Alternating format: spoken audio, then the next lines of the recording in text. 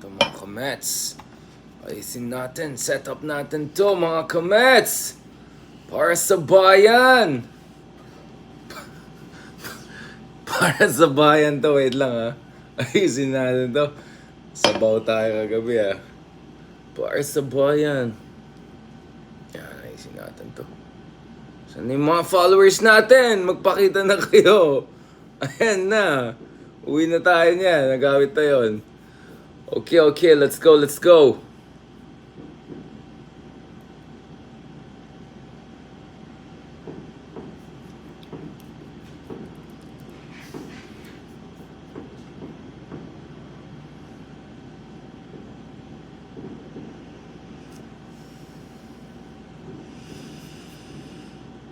Ayan na! Kamusta kayo dyan, mga kababayan? Kamusta kayo dyan? Mag-update naman tayo. Mukhang hindi lang tayo napagod kagabi sa kakadaldal ng 3 oras na podcast after 1 hour interview with Senator Laila De Lima, of course, kahapon. So, 4 hours of podcast alone, aside from other works, aside from traffic and everything. Medyo nalagnat na tayo. Kitang-kita niyo naman kahapon, medyo delays tayo dyan. Mukhang hindi naman tayo lang palang napagod, mga kameta. Ba't yung ating minamahal na presidente? Tired na daw siya. He lost steam daw after all of his trips. Nakakapagod talaga mag-travel, mga kameta. Hear it from me, diba? Na Greenland, Sweden, Denmark, Singapore, Baguio, yan, medyo napagod tayo. So, alam natin yan, nakikiano tayo sa ating minamahal na presidente, napagod naman sa kaka-travel, mga kameta. Nag-run out of steam na daw. Wala nang party. Okay, mga kameta, ito, marami tayong pag-usapan today. Hindi lang itong minamahal natin presidente, pag-usapan natin semiconductors, high quality investment. Pag-usapan natin, Bangko Sentral ng Pilipinas, ang laki ng baksak nung mga, naku, yung profits ng Bangko Sentral. Naku po, medyo 70% na baksak. Of course, ito po yung Bangko ng Bayan. At that raises big questions, of course, mga kameta, about the future of Maharlika Sovereign Wealth Fund. Kung yung BSP natin ay hirap na at may mga questions dun sa viability ng Land Bank and other institutions na mag-fund sa Maharlika Sovereign Fund, that's gonna raise a lot of questions, mga kameta. So pag-usapan natin lahat ng mga yan, mga kameta. Dapat sasabihin ko na, mahal ko kayo. Yan. Alam mo yung nakakainis yung mga ganon, yung mga ayoko na magsalita. Pero sige, magsalita na ako. Alam mo yung mga tipong dati nag-high school musical na lang, tapos ngayon medyo titas of California na, biglang na-discover yung pagka-Pinoy. Next thing you know, nagiging ambassador ek ng Pinas. Tapos yung iba pa sa kanila, ang tagal-tagal. Pinoy na nga sila, never sila natuto mag-Tagalog, kahit konti lang. Hindi ko talaga maintindihan yan. Alam mo, any other half Asian blood, Chinese, Korean, Vietnamese, Thai, whatever na kilala ko, may konting effort yung mga bata matuto yung mga language na Asian side nila. No? Ito yung mga half American, half European, whatever, yung mga Eurasian na yan. Ito talaga may makikita tayo mga biglang, mahal ko kayo, yung mga ganun na lang. Hindi, naisip ko yan kasi may nag-comment sa akin, Sir, bakit parang may pagka-bentulfo kang slang? Excuse me, wala akong tuwang na ganyan. Yung mga ganyan. United States. Hindi naman ako ganyan magsalita, mga kamets. Medyo konyang Tagalog natin, pero matino naman tayo mag-Ingles. Tingnan nyo naman mga interviews natin sa CNN, BBC, CNBC. Medyo matino naman tayo. Hindi naman tayo mga, ganyan na tuwang-tuwang style. Hindi ko na sinasabi na si Paring Ben ay ganyan. Ang sinasabi ko lang, iba yung pagkakonyo namin. Alright? Just to be clear on that. So, yun na, mahal ko kayo. Yung mga ganyan, like, ilang taon ka na, 30, 40, whatever. Ang tagal mo na, half Filipino ka, hindi ka man lang natuto magsabi ng mahal ko kayo or like, yun ang sinasabi ko. Dapat talaga we raise yung mga kababayan natin na may either puro or halo, etc. Of course, including yours truly. Diba? At least nag-effort tayo. Ako nga, marunong pa ako mag-Ilocano eh. Oh, mamaya na si Mekos Insan. Yung klase yun na, yung Mekos na yan. May nagsabi, baka gusto mo gumawa rin ng mga kalokohan na ganyang videos, parang si Mekos Insan. You know, Mr. Nobody ba yan? Nasabi ko, wag na, baka masirang karir natin dyan. Mamaya na tayo makimekos dyan, ha? Naku po! Grabe naman yung kay Mekos Mekos, medyo ano na, bordering racist na yan. Huwag naman ganon. Ito naman si Kamekos, oh. Nagalit tuloy yung mga kababayan niya sa kanya. Anyway, ang sinasabi ko lang, dun sa mga dugang Pinoy, huwag naman kayo biglang ma-rediscover nila yung pagka-Pinoy niyo, yung medyo, yung career niyo sa kabilang mundo ay medyo, ano na, Titas of California na. Huwag naman sanang ganun. Tapos kung magtatagalog naman kayo, practicean niyo naman ng konti. Hindi naman yung mahal ka kaya, yung mga ayusin niyo naman. Hindi naman ganyan magtagalog, di ba? Ano ba naman mga alam mo ko yung Tagalog ko, minsan baluktot, minsan ganon. Pero at least nag-effort naman tayo mga kameta. O, amo mag-Ilocano. Won! O, kuha natin yung mga Ilocano vibes natin mga kamets. Bago natin pag-usapan si Mekos. Hindi si Mekos, Marcos ang pag-usapan natin. Insan, mga kainsan. Mamaya na tayo mag-Mekos, mag-Marcos muna tayo. Kaya sinasabi ko, masyadong soft yung culture natin. Masyado tayong soft. We have to assert yung distinct Filipino identities. Kasi yung mga kababayan natin dyan na may halo ng ibang dugo or base sa ibang bansa, lumaki sa ibang bansa, mag-effort naman kayo matuto ng lingwahe natin. Huwag naman ganun.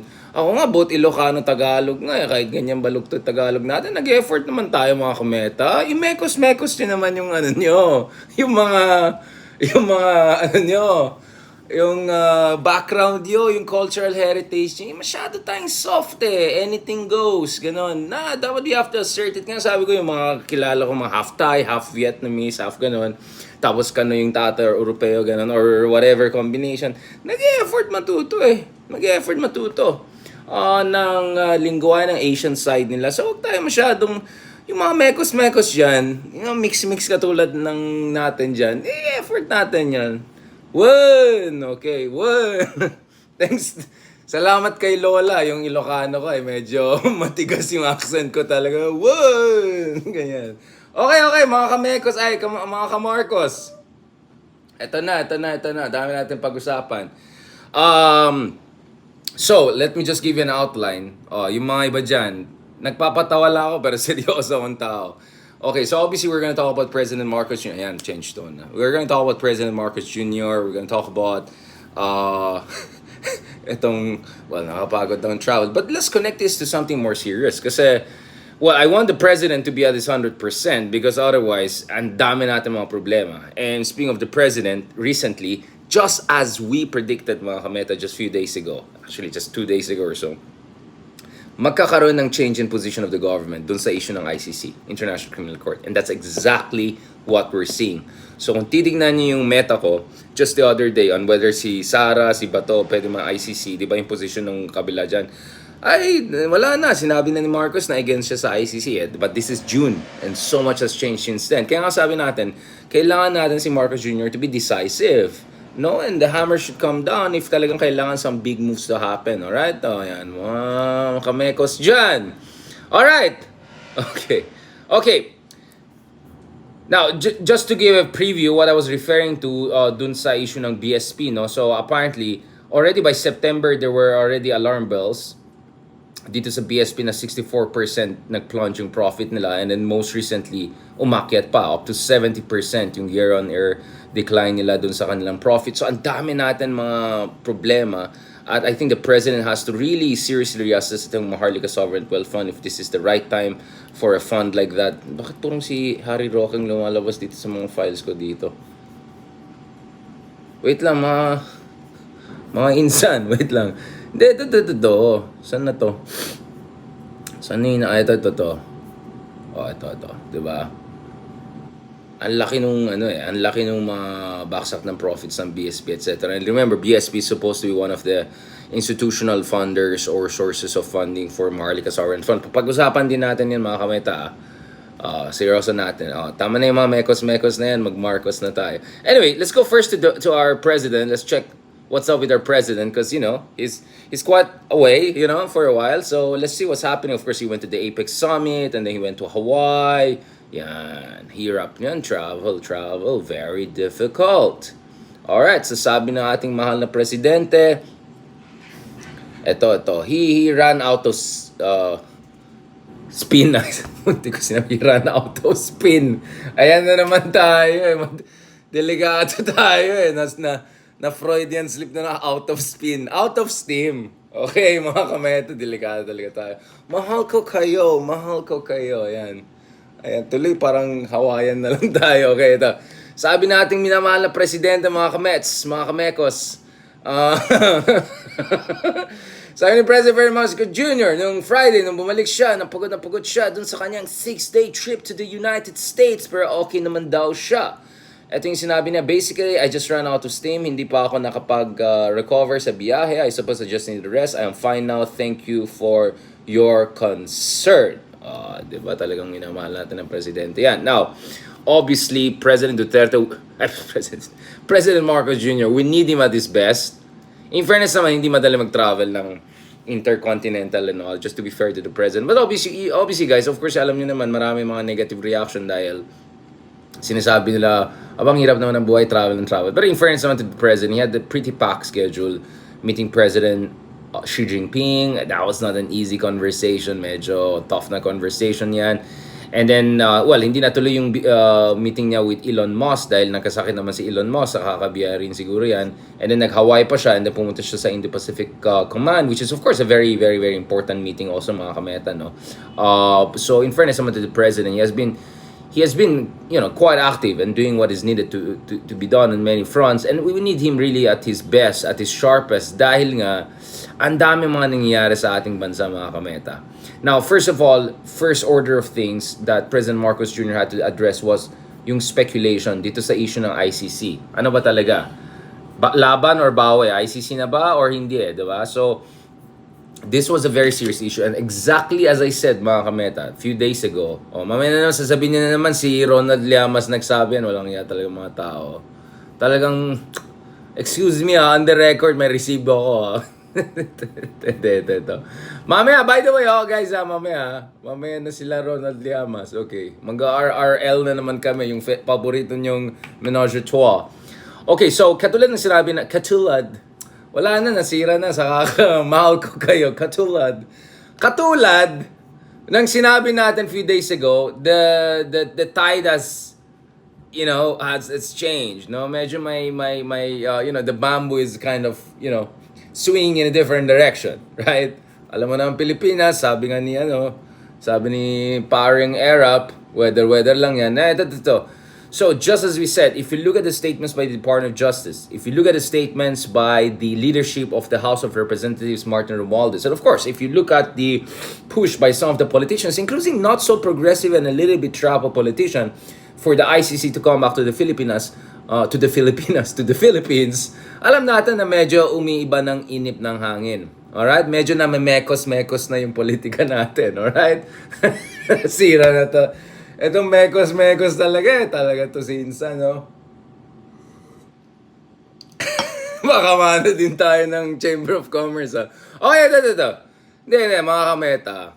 Kamekos tuloy. Mga kameta, ganito. Sabi ko sa inyo umiiba ng inip ng hangin and this is the Philippines. It's hard to say talaga whether alliances, especially alliances of convenience or convenience, if they're gonna hold, right? And here, clearly nakita natin, mga kameta, that things are changing. Now, what has President Marcos Jr. said?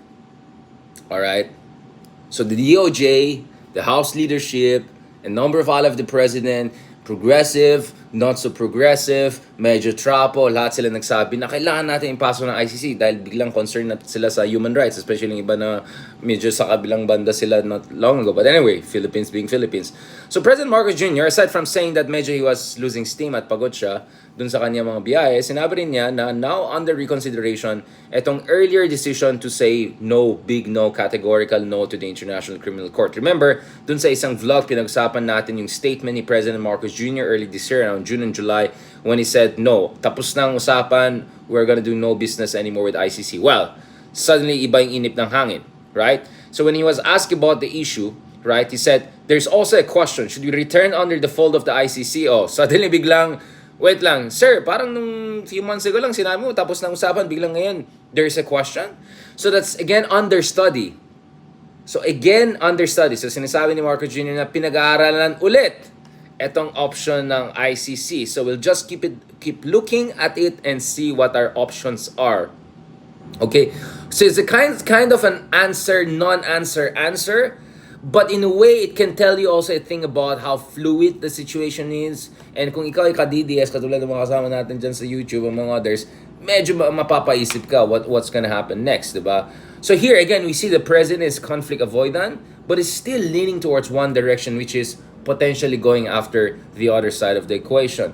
So, mga kameta, ito yung sinabi ni President, it's really a sense of the House resolution in the sense they're just expressing or manifesting the sense of the House that perhaps it's time to allow or to cooperate with the ICC investigation. So, remember, ito yung exactly sinabi ni Martin Romualdez, Speaker of the House Martin Romualdez, just a few days ago, that wala kang alam dyan, wala tayong masabi dyan. Ito lang may mga kasama natin dito sa House of Representatives, gusto nila express yung kanilang sense. Well, they're free to do so, and we, support, transparency and consultation within the House of Representatives. So mga kameta, kung makikita niyo dito, klarong-klaro talaga na iba na talaga yung inip ng hangin compared to doon sa mga pinag-usapan natin at saka your state of affairs earlier this year. And to be fair, it looks like President Marcos Jr. on multiple occasions is giving a chance to the other side to say, hoy, umayos na kayo, ako yung presidente ngayon, don't forget that. But wala si tatay, push ng push. So, President Marcos Jr. nevertheless tried to once again strike a balance. Medyo conflict avoidant, alam mo naman yung style. It's really, sabi niya, it's really a sense of the House resolution. Pero sabi niya, but as I've always said, there's still the problem in terms of jurisdiction and sovereignty. So he's not totally throwing out of the window yung sinabi niya just few months ago. Pero parang medyo nagtitipto na lilin na siya doon sa kabilang side ng argument. Now, sabi niya, now, if you can solve these problems, then that would be something else. But medyo fundamental yung mga question na ganun eh. Parang academic, alam mo mga academic conferences, kaysa sumagot. But the bigger question is, mga ganyan. Because if you're talking about the jurisdiction of the ICC, especially since that we have withdrawn from the Rome Statute a few years back, that brings into question whether or not this is actually possible. Well, I thought sinabi niya na hindi possible. Ngayon, biglang, it's a question whether it's possible. But remember, mga kameta, sinabi ng Supreme Court of the Philippines, di ba? Meron ng stance at may explanation ng ICC, bakit applicable pa rin yan, at nakita natin, kahapon naman, ka-interview natin si Senator Leila de Lima and explain din niya bakit kasama pasok yung jurisdiction ng ICC dito sa Pilipinas. Now, let's not forget, Justice Secretary Jesus Crispin Boying Remulla also said that ngayon, under serious study. So sabi ni Marcos Jr., pag-aralan natin, sinabi ni Remulla, DOJ Secretary, talagang pinag-aaralan natin ngayon, di ba? Na it's under serious study. But Solicitor General Menardo Guevara, medyo iba pa rin stance. Remember, he was the DOJ Secretary of the former administration, so kailangan niya pa rin, alam niya na, alam niya na kalakaran. So ito yung sinabi ni Guevara, who had served as the DOJ chief of the former president. Sabi niya, such resolution, if adopted, referring to a potential resolution by the Philippine Congress to allow ICC to come in and conduct independent investigation. Remember yung mga sinasabi ng mga ka-DDS natin doon?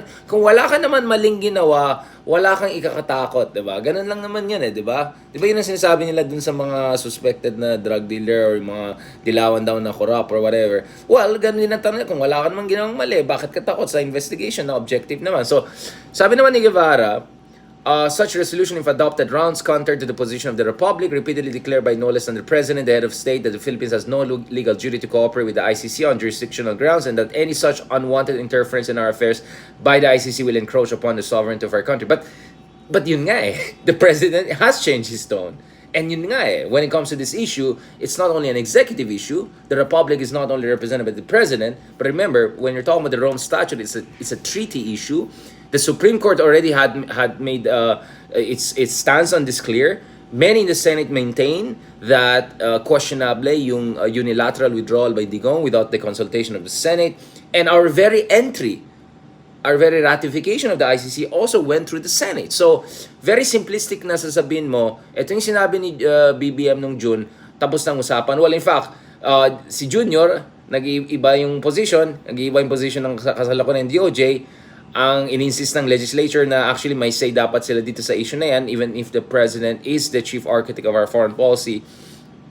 And the Supreme Court also had to say on this, and a lot of objective experts and real experts and yung mga nag-iisip na experts will also tell you that the issue of complementarity will not necessarily be violated here, right? That the principle of complementarity still applies, no? So again, we see here that the President's statement is very different. So just in August, on August 1, as ito yung sinabi ni Presidente that the Philippines has no intention of rejoining the ICC, all right? And a month earlier or so, he also said, wala tayong business dyan, we don't want to deal with them at all. Now, suddenly, iba yung inip ng hangin. So, it looks like Guevara is still maintaining yung stance niya as the DOJ secretary back in the day, now as a solicitor general, but it doesn't necessarily jive with the stance of the current DOJ secretary saying, seriously, pinag-aaral na ngayon. And the president himself was kind of leaning and saying, maybe we'll move forward. Not to mention Martin Romualdez, he's de facto right-man hand, also suggesting that, they welcome members of the Philippine Congress to express their stance on this. But what's interesting mga kameta, at medyo yung kulang dito sa usapin na ito,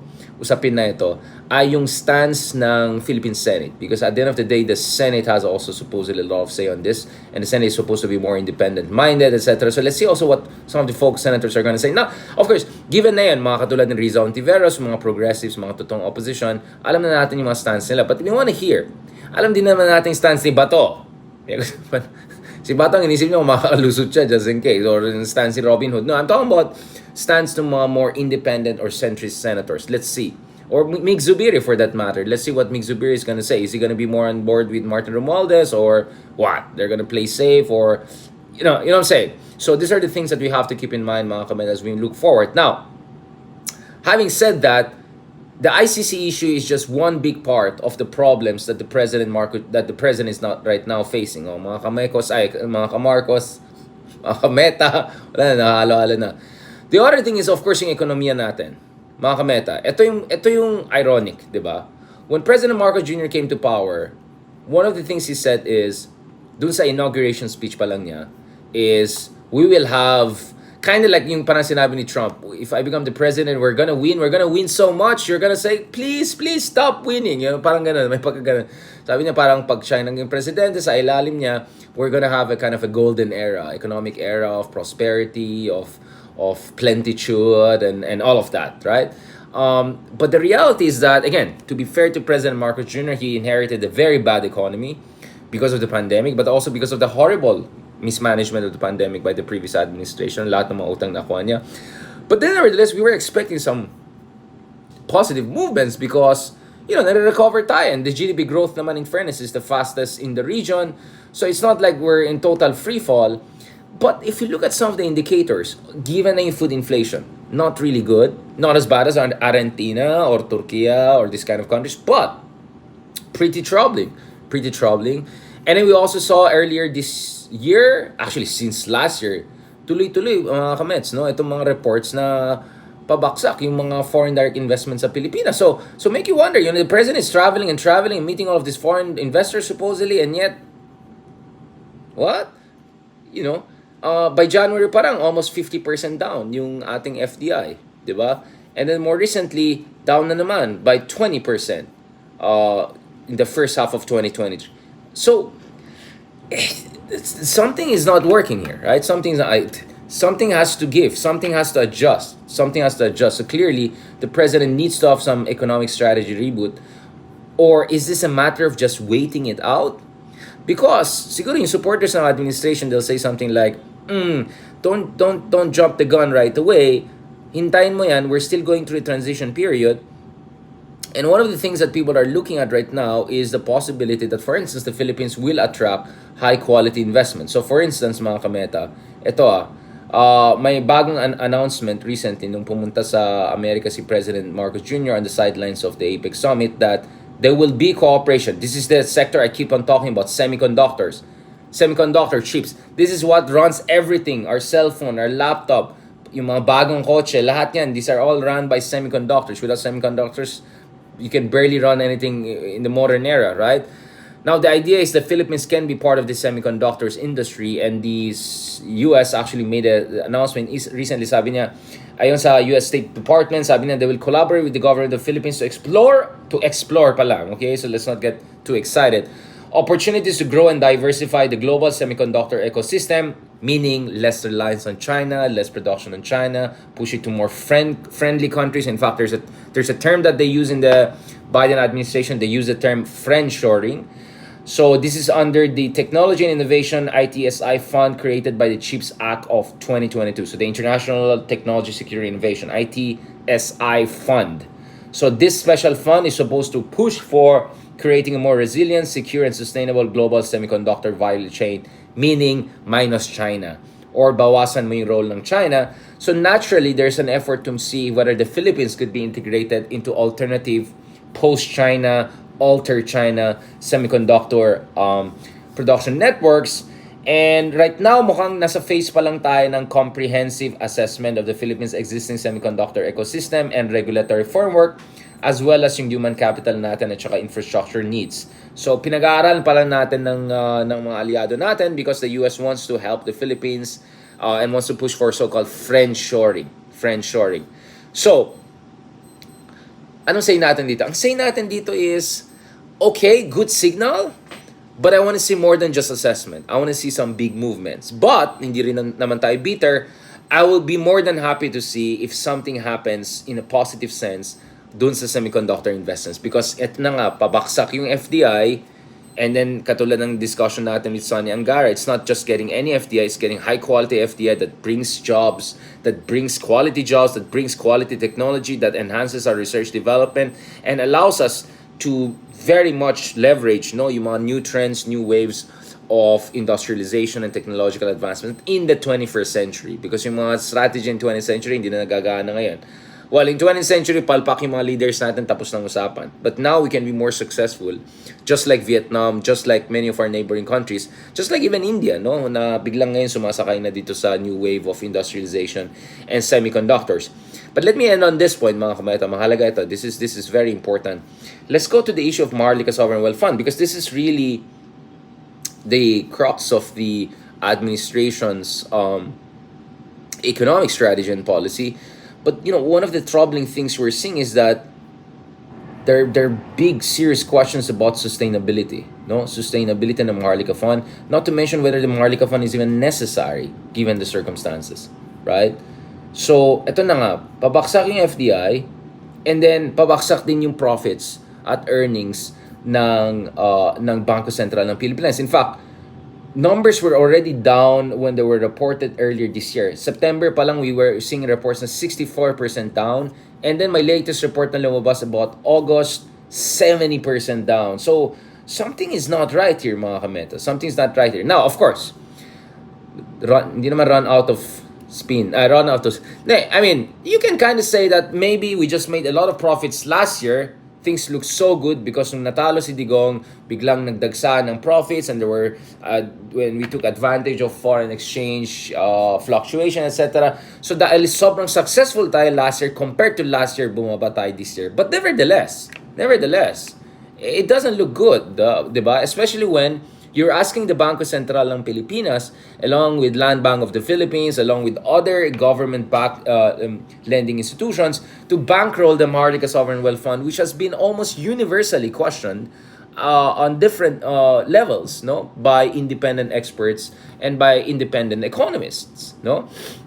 Now, just to talk about itong latest, so by September pa lang we saw the report na 64% down. The latest report na lumabas just the other day is 71% down naman in the first 8 months of this year. So, anyari, diba? What's going on here, diba? We have to assess what's going on here, mga kameta. So, ito, hindi pala ito, yung isa pala yan. 1 second. Nasaan napunta? Ito. Okay. So, diba? Medyo alanganin. So, 71% naman yung latest na nakita natin, mga kameta. Okay. So let's go to the report and try to make sense out of it. What on earth is going on, right? What on earth is going on? This is crazy. This is crazy, mga kamets. Akala ko golden era na tayo, di ba? Pag-usapan natin yan. Mga kamekos, Marcos, Meta, okay. Earnings of the Bangko Sentral ng Pilipinas was down by 71% to only 22.9 billion pesos from January to August, kumpara sa last year when we had an earning of 78.82 billion.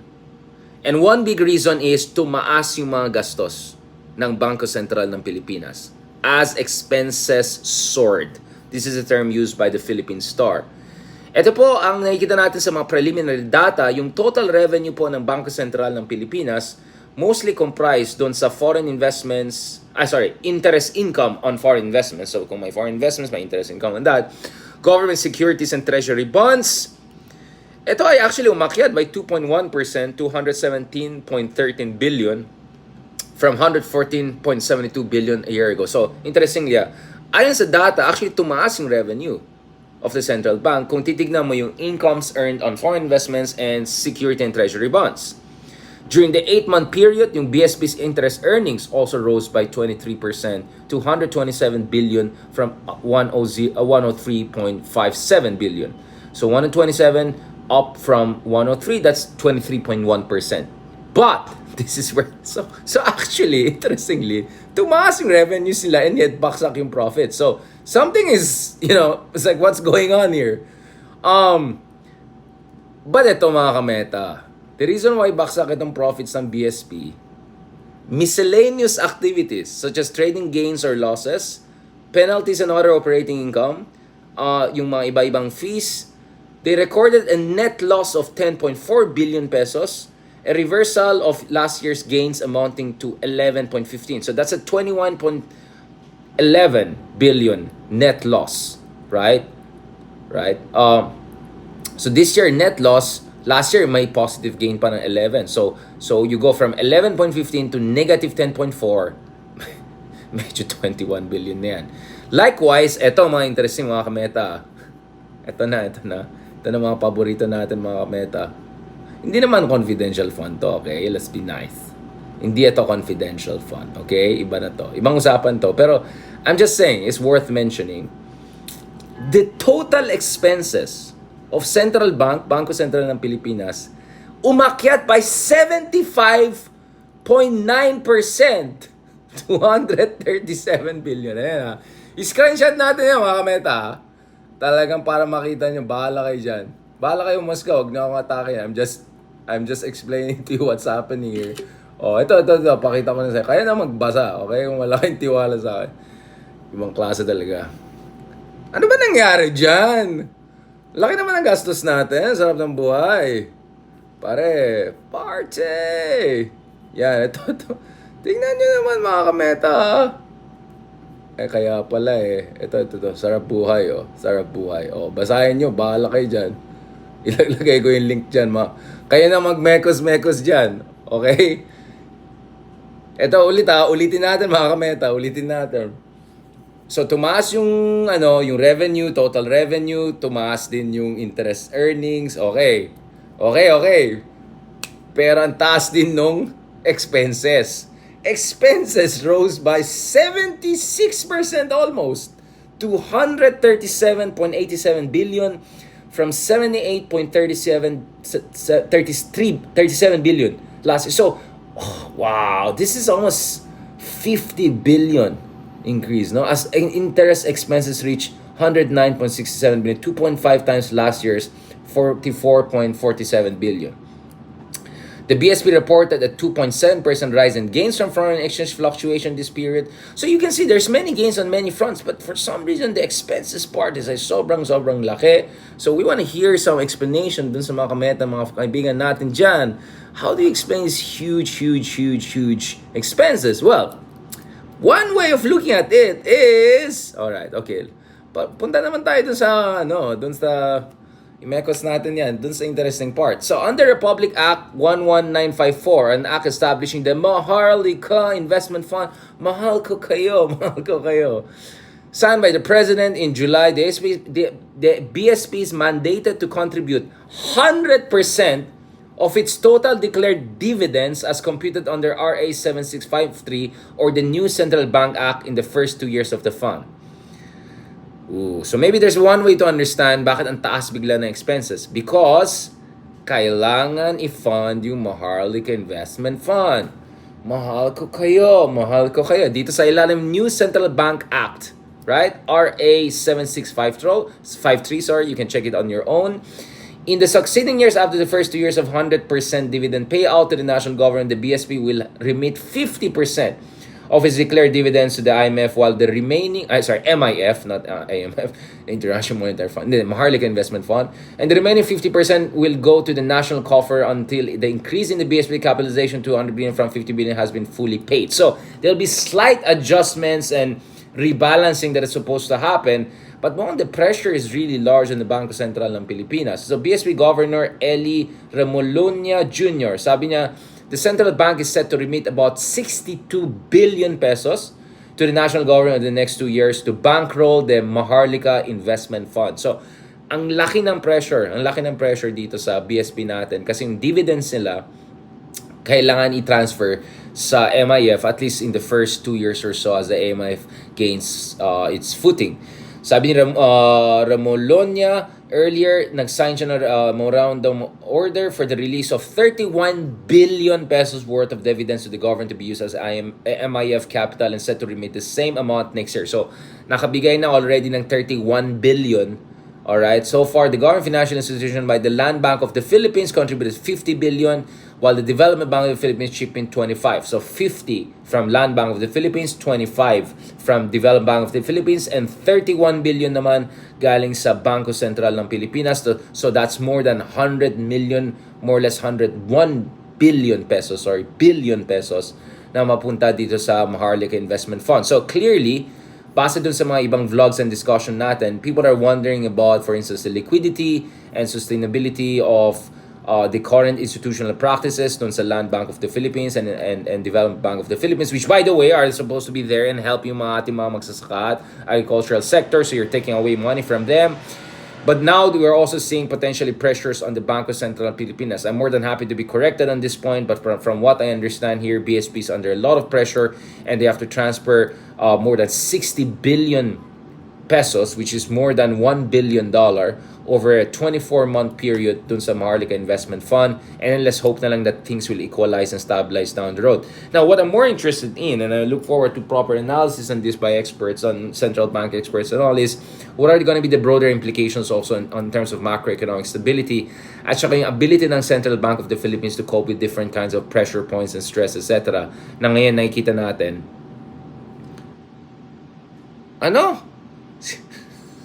Wait lang, may nakat tayo dito sa mga trolls natin dito. But anyway, so, kita nyo mga kamets, no?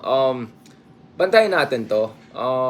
Let's scrutinize this. Let's get updated on this. So, I'm doing my own little part of just keeping you guys medyo updated dun sa mga latest na mga mekos na nangyari sa ating politika. Alright? On that note, thank you very much mga kameta. Please stay tuned. Later tonight, mga 11 p.m. naman. I know medyo late pero kasi yung kasama natin isa galing pa sa San Francisco, UC Berkeley, University of California, Berkeley. So, 8 a.m. pa lang sa kanya yan. So, hintayin natin gumising ng isang kasama natin para magawa natin yung paborito natin. Isa sa mga paborito natin, Menage a Trois, RRL, Ricardo, Ronaldo, and Lisandro, right? And of course, we hope to have again RRM with Mark Gamboa, and of course, let's see, nagte-travel naman yung ating kaibigan na si Christian Esguerra, and hopefully once he's back, we can also arrange something with him. In the meantime, I hope everyone is having a good time, fantastic time, and I hope you appreciate itong mga 2 cents simple explanation natin para naman makita natin ang nangyari sa ating bansa. On that note, thank you very much, God bless, and talk to you soon. Soon mga in few hours from now, God willing. Salamat, God bless.